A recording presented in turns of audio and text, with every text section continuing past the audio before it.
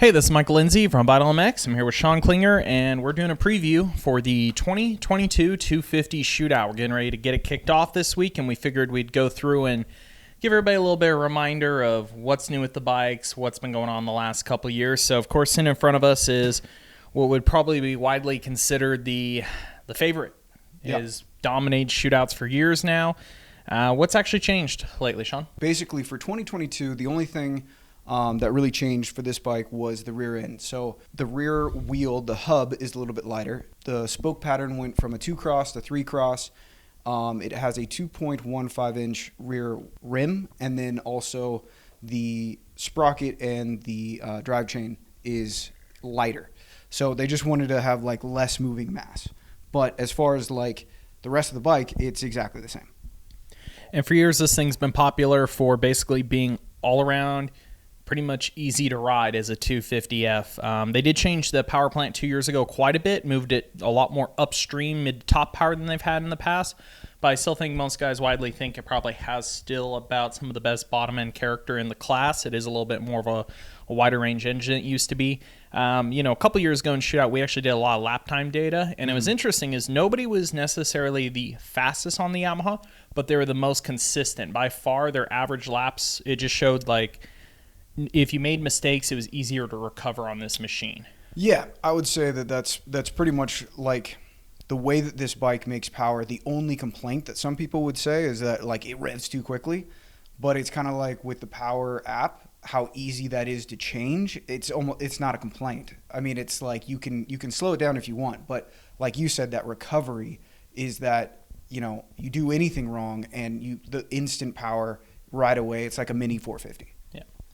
Like I said, that's pretty much the negatives, as well as some guys don't like maybe the ergonomics or total feel of the bike. They don't feel it's maybe as light as flickable as, say, like the Honda or the Austrian bikes. So it just kind of comes down to it. Can the suspension and the power of this bike win out over the overall ergonomics and ride package of the others? And I think everyone will be happy to know that the suspension really hasn't changed in a long time, and it hasn't needed to, because it is pretty much magic. Yep, along with the magic button. Yep. Looking at the 2022 KX250, no changes from last year. Some of the major changes for this bike recently was in 2020. The top end of the engine really changed with the finger following the cams and the different bore and stroke, and a few other engine changes there. In 2021 was when it got electric start, which, now we're so spoiled with it, we still had to kick it up until 2021.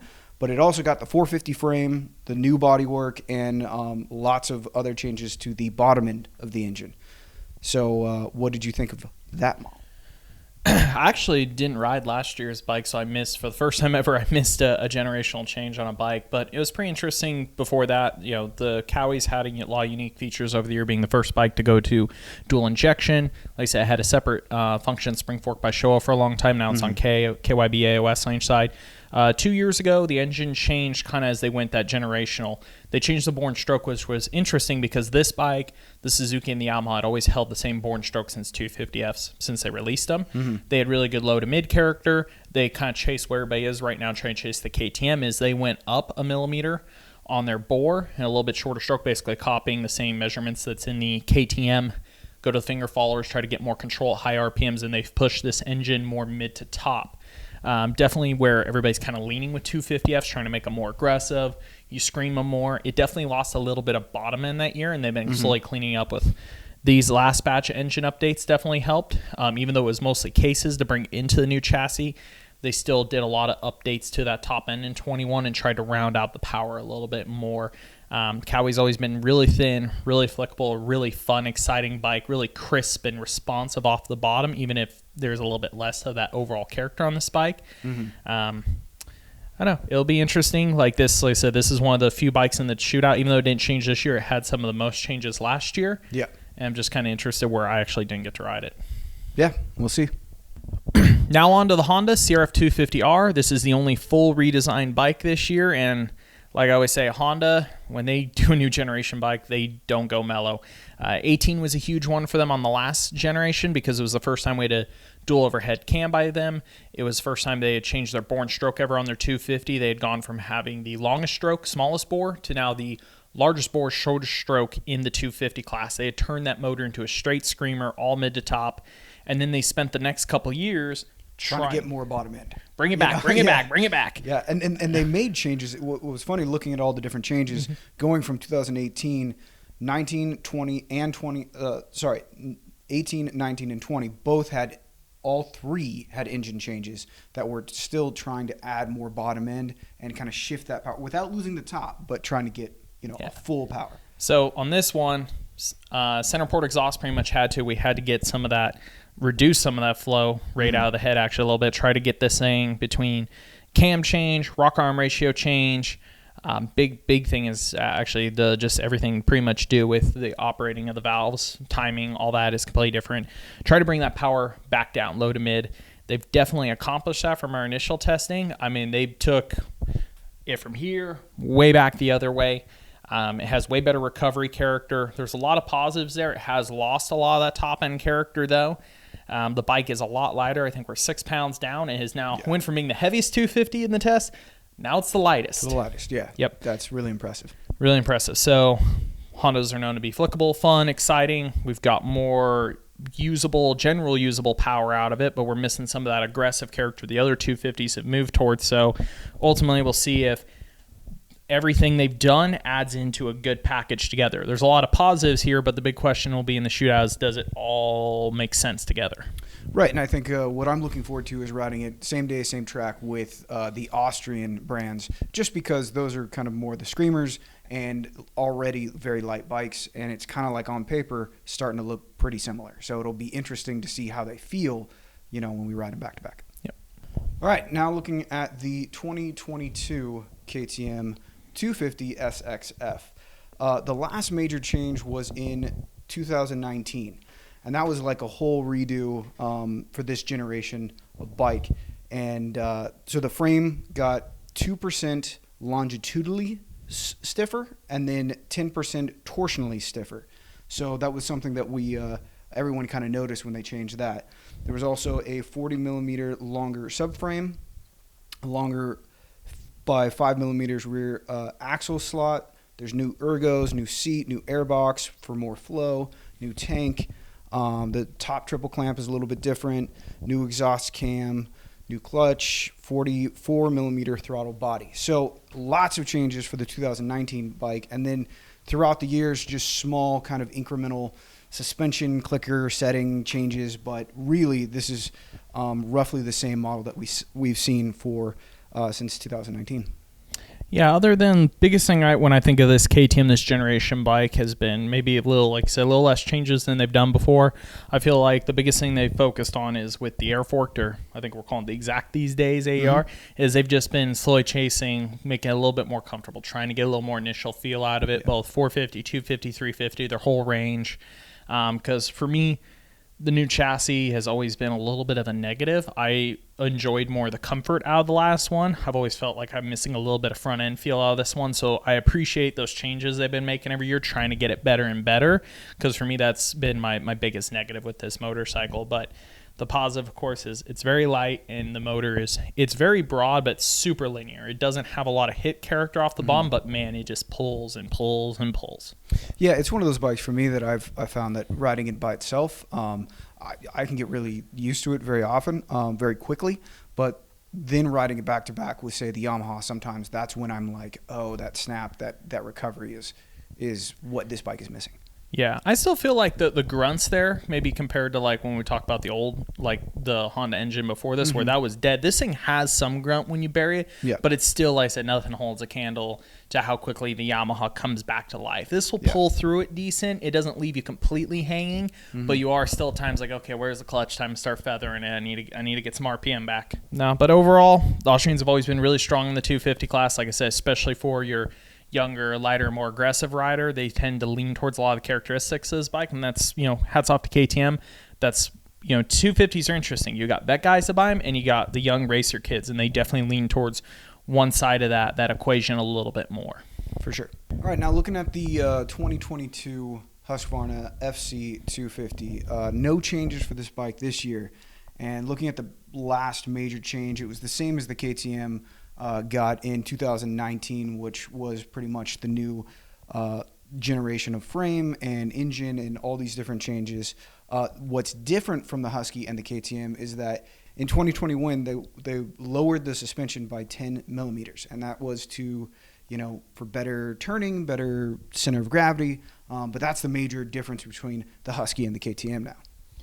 Yeah, like I said, the lower 10 millimeters are going for, theory is lower center of gravity. The easier the bike is to corner, get into ruts, things of that nature. Like we ran into, though, with the 450 shootouts, it's not always the most positive thing. We definitely had some contention on the feel of the bike at 10 millimeters lower because naturally it feels lower. You feel like you're lowering the stroke.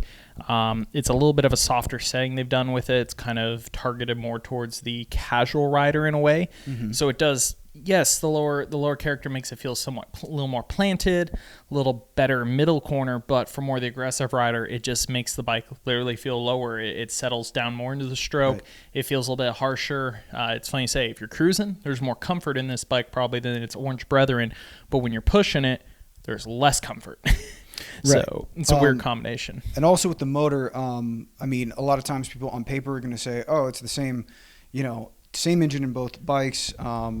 Why do they feel a little bit different in the power delivery department? And it's because of the whole different rear end subframe airbox. It's slightly different than what's on the KTM. Yeah, you mostly have the availability for it to draw air is different. The battery box area is different. The side plate area is different. How it pulls air in, mm-hmm. It's more restrictive. You think of a motor like a vacuum, it's trying to pull in air.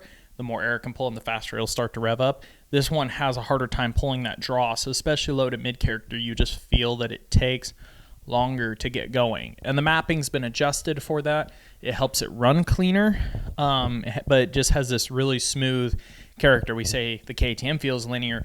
This feels even more linear. There's not a lot of excitement off the bottom. Yeah. And it just, the power character is similar. It just takes longer to get through the gear, to get through that range. Right.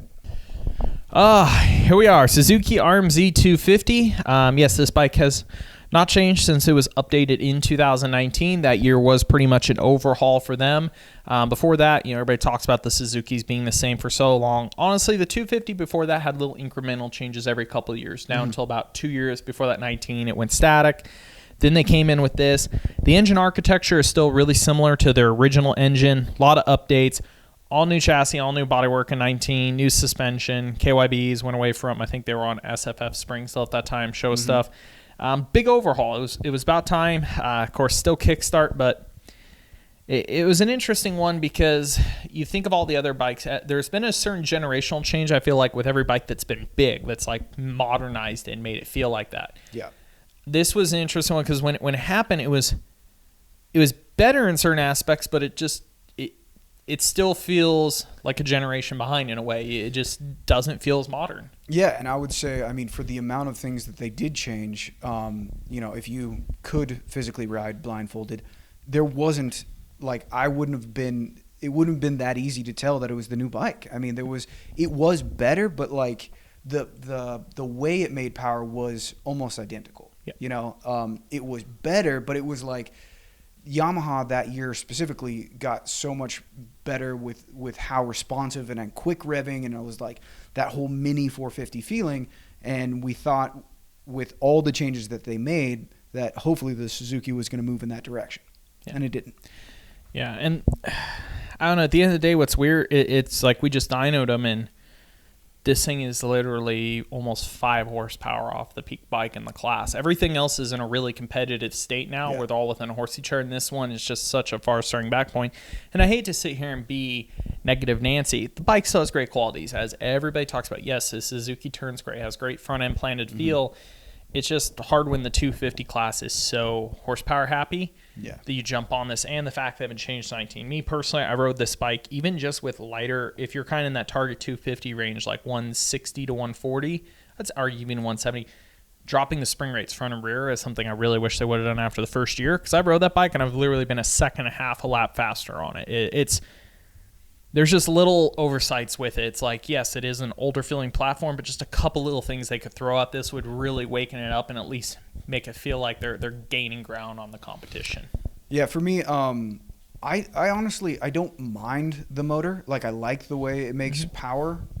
It is a couple notches below all the other ones. But if I got more comfort, I think it would better match the power delivery of the bike. You know, it was like to ride it in a more mellow way that the engine and the chassis would match a little better.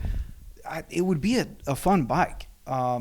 The thing is that it's just not that comfortable to ride, and it's really hard to get comfort. You have precision, but not the comfort that you want. Because I think of them like Suzuki always being a really good turning bike. I kind of want to lean this motorcycle more to your weekend warrior, your Vecchi, your more less skilled rider, the guys that kind of need that assistance with the cornering stuff. But I would love it if the rest of the character, like I said, if the comfort matched it more, wasn't such an aggressive feeling, such a rigid feeling chassis to go with it. I feel like it would make more sense with how they focus on their handling characteristic. It would give the bike an identity in a way. It'd be your every weekend guy play bike. It would give it something to kind of target. The other interesting thing is, if you haven't noticed, this is technically a 2021. Suzuki is not supplying bikes for media shootouts anymore. I understand. So we're lucky enough that we still have our 21 on our hands. So that's actually the bike in our shootout. It's the only not actual 22 model, but there weren't any changes for 22. So this is representing that. And same graphics. And then the last bike, we actually don't have it here for our preview day. I'm picking it up literally tomorrow to finish getting it ready for the shootout, is the Gas MC, or 250 MCF to be exact. I'm really most interested for that bike for the shootout because of how it performed in the 450 shootout. It was per se the surprise motorcycle. Yes, it's just the red version of the KTM. It does have a few cheaper items per se to bring the cost down. Cast strip clamps, cheaper rims, Maxxis tires, no handlebar switch, cheaper handlebars, a few things like that. But like I said, in the 450 shootout, it was actually everybody's kind of surprise bike, and it did super well. Yeah, I'll be interested to ride that bike as well compared to all the other bikes. That was actually my long haul bike for 2021, was a Gas MC 250F. And I really liked the way it made power, and I got really comfortable with the chassis and the suspension. I did try a few different things. Obviously, it comes with a closed airbox. I put on the KTM airbox with the vents, so it gave it a little more air. Tried the Yosh RS12? Yeah, RS12. That was a great system on that bike because it just really opened up the power a little bit.